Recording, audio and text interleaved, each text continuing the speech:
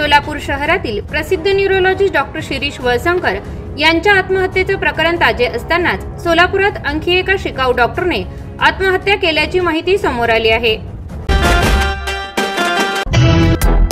त्वचा रोगाने त्रस्त आहात?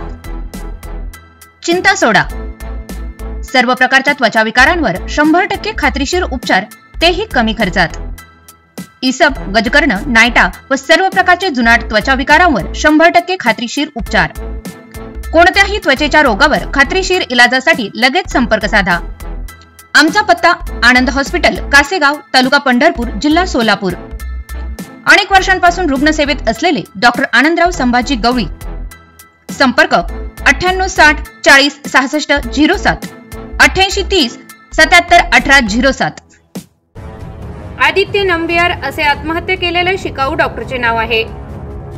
डॉक्टर आदित्य नंबियारने नुकतेच आपले MBBS चे शिक्षण पूर्ण केले होते। तो शिकाऊ डॉक्टर असून आदित्य सोलापुरातील एका भाड्याच्या रूम मध्ये राहत होता। रूमच्या बाथरूम मध्ये त्याने आत्महत्या केल्याचे समोर आले आहे। त्याच्या मृतदेहाच्या शेजारी एक चाकू आणि कात्री आढळून आली।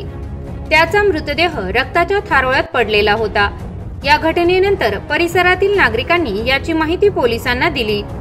पोलीस तातडीने घटनास्थळी दाखल झाले।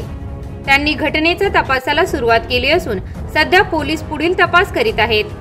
ही घटना समोर आल्यानंतर ही आत्महत्या आहे की हत्या असा सवाल उपस्थित होत आहे।